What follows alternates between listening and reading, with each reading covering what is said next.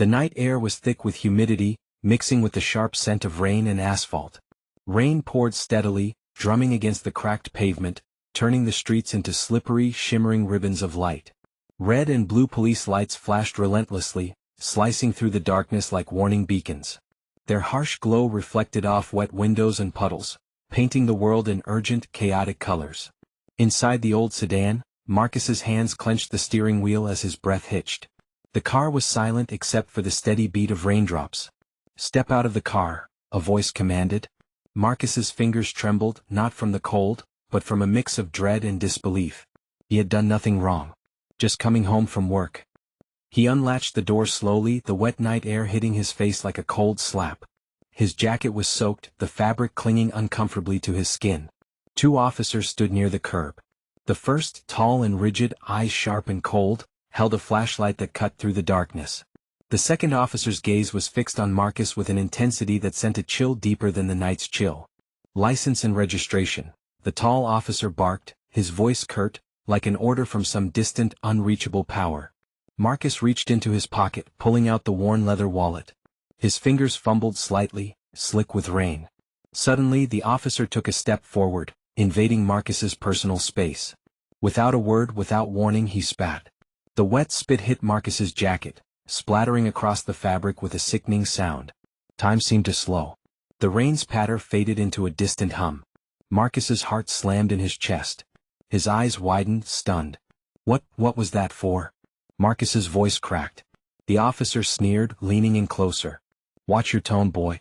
Don't make this worse." Marcus's throat tightened. Around them, nearby pedestrians stopped and stared. Some whipped out their phones. Others averted their eyes, uncertain what to do. The heavy silence after the spit felt louder than any siren.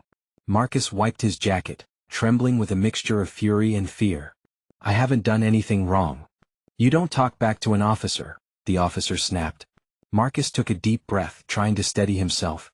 His mind raced. Should he protest? Should he stay silent? Suddenly, a voice from the crowd called out, "Hey! What's going on here?" Several onlookers started recording, the glow of phone screens illuminating shocked faces. The tension was thick, like a storm ready to break. Marcus's eyes darted between the officers and the gathering crowd. His heart screamed for dignity, for justice. But the weight of history, of countless others before him, pressed down hard. Would the officers answer to the cameras? Would Marcus's voice be heard beyond this dark, rain-soaked street? Or would this night become another forgotten story? The air held its breath. What happens next could change everything, or nothing at all. The rain poured down relentlessly, drumming a steady rhythm on the pavement and rooftops. Each drop seemed to echo the growing tension that pulsed through the wet city street. What began as a quiet, awkward standoff between Marcus and the officers had quickly transformed. From scattered bystanders watching from a distance, a small crowd had begun to form. People emerged from doorways and cars, umbrellas unfolding like shields against the rain. Their faces were a mix of curiosity, concern, and unease, framed by streaks of rainwater tracing down their cheeks. Phones were raised, tiny screens glowing in the dark like watchful eyes, each recording frame by frame, capturing every moment. The city's eyes were turning toward Marcus and the officers in this unassuming street corner. Marcus stood rigid, his jacket still damp from the spit, the cold rain clinging to his skin beneath. His breath came in short, controlled bursts as he tried to steady his racing heart.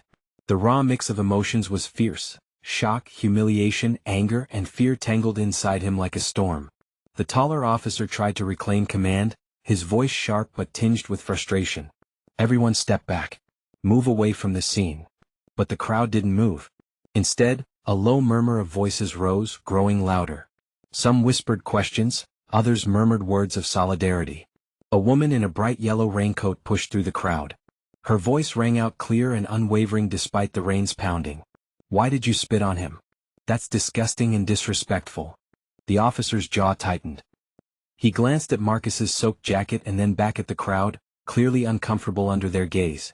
Without breaking eye contact with the crowd, the officer reached toward Marcus's hand, which still held his wallet tightly. "That's my property," Marcus said firmly, stepping back slightly, the soaked leather slipping in his wet fingers. "You don't have the right to touch it without cause." "Step aside," the officer demanded, voice hardening. Phones zoomed in, capturing every move. The youngest members of the crowd raised their voices together, a chorus of defiance. "We're recording. Don't touch his things." Marcus felt a surge of strength from the growing witness presence. The anger and fear inside him were now tempered by a sense of being seen, of not standing alone. His voice grew stronger. "Why are you stopping me? I was driving home. What's the problem?" The officer's face tightened in frustration, eyes flicking toward the first officer. He was driving suspiciously. Marcus shook his head, incredulous. "Suspicious? I'm on my way home from work. There's no reason for this." The first officer sighed and motioned to his partner, a signal to wrap things up. "Let's move on." But the moment had slipped away from their control. From the crowd, whispers turned into a hum of outrage.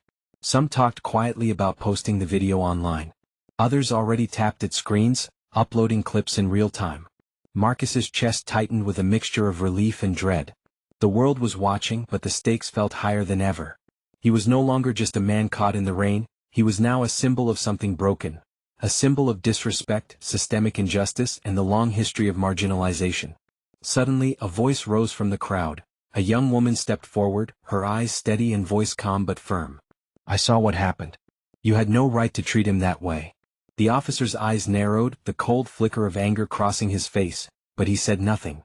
Marcus looked around at the sea of faces, at the phones recording him, at the growing support. He swallowed hard, then said, "I want this out there. I want the world to see." The rain intensified, each drop heavy like the weight of the moment.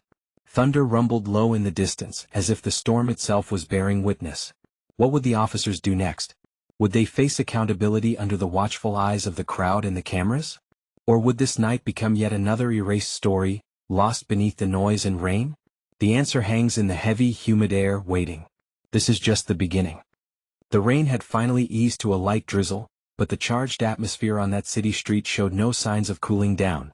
Marcus stood in the center of the crowd, his soaked jacket clinging uncomfortably to his skin, every fiber heavy with the weight of what had just happened. The officer's spit felt like a stain not just on his jacket, but on his dignity, a harsh reminder of a long history of disrespect and injustice.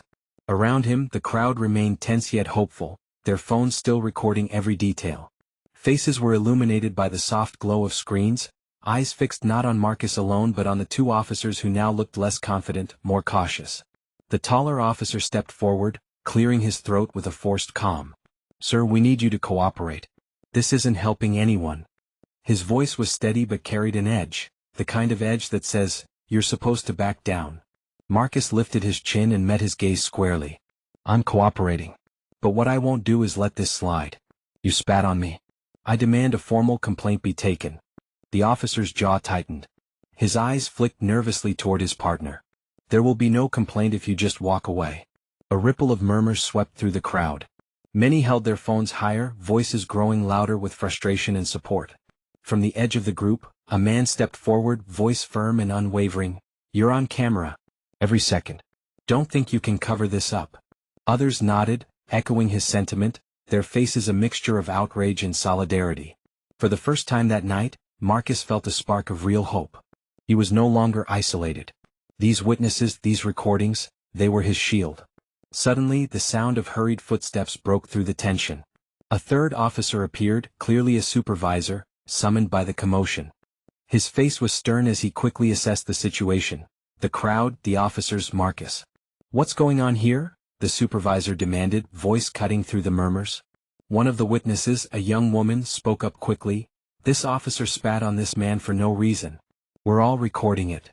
The supervisor's eyes flickered with a mix of surprise and concern. He turned to Marcus. "Sir, if you want to file a complaint, you may do so at the station. But please calm down. We want to handle this professionally." "Calm down?"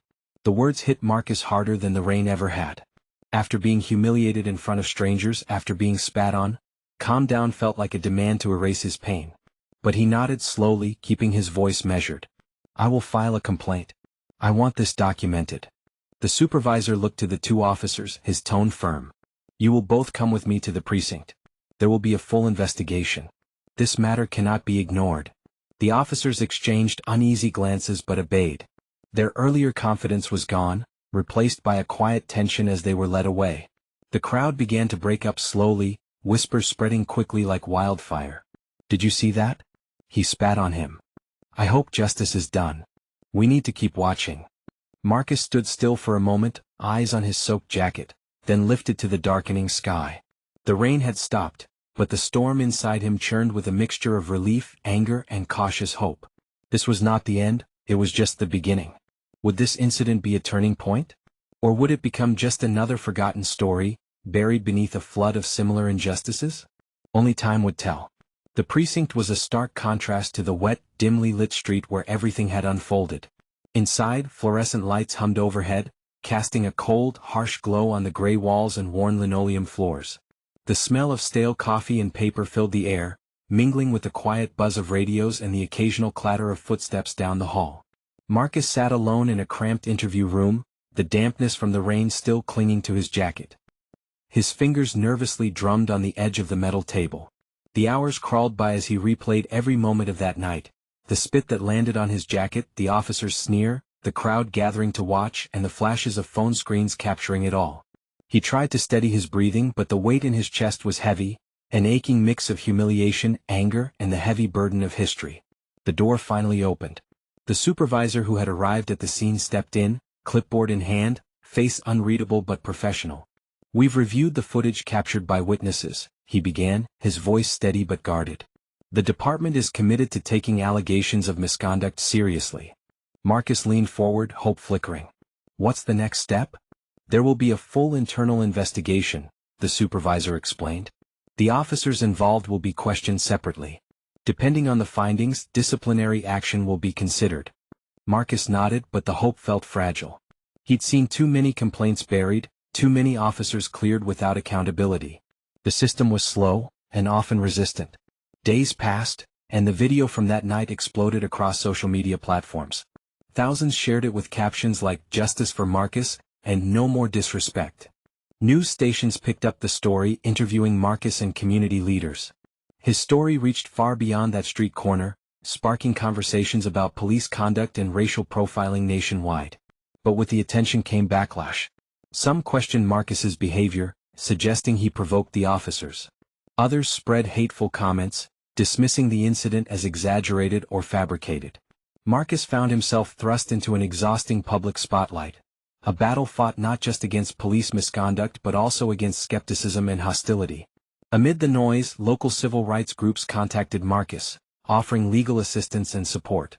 They organized rallies, petitions, and community forums to keep pressure on the police department. In an interview with a local news outlet, Marcus said, "This is bigger than me. It's about demanding respect, dignity, and real change. Too many people experience this kind of treatment and feel powerless." The police investigation dragged on. Weeks slipped by with little transparency. Marcus's frustration grew, but so did his determination. He knew the fight wasn't just about one officer's spit, it was about challenging a system that too often shields its own. Would the department hold the officers accountable? Or would the wheels of bureaucracy turn too slowly, allowing injustice to go unpunished? The battle was far from over. Weeks passed since that fateful night, but to Marcus time had slowed to a crawl. Each day without clear answers weighed on him heavier than the rain that drenched him on that street corner. The investigation by the police department moved forward, but in fits and starts. Official updates were rare, vague, and unsatisfying.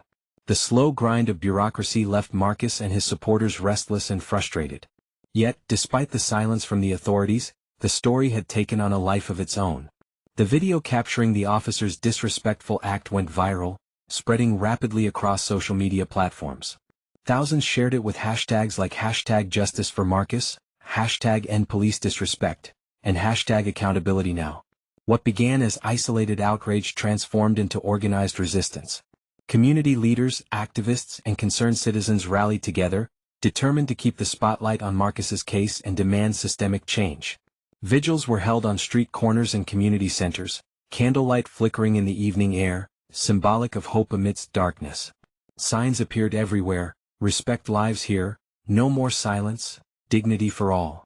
The community's voice grew louder with every march, every chant, every shared story. Local politicians and civil rights advocates joined the call, speaking out about the broader issues of police misconduct and racial injustice. Town halls were packed, with Marcus invited as a guest speaker. His voice, once quiet and shaken, had grown strong and clear. "This isn't just my fight," Marcus told the crowd. "It's about every person who's been pushed down, ignored, or mistreated. It's about standing up and demanding to be seen, to be heard, to be respected." Amid this swelling movement, something unexpected happened. Some officers within the police department began to break their silence. Quiet voices emerged, officers who recognized the harm caused by unchecked misconduct and who quietly advocated for reform from within. They spoke of the need for better training, community engagement, and accountability. These allies, though cautious, offered a glimpse of hope for meaningful change. Meanwhile, the police department issued an official statement acknowledging the ongoing investigation.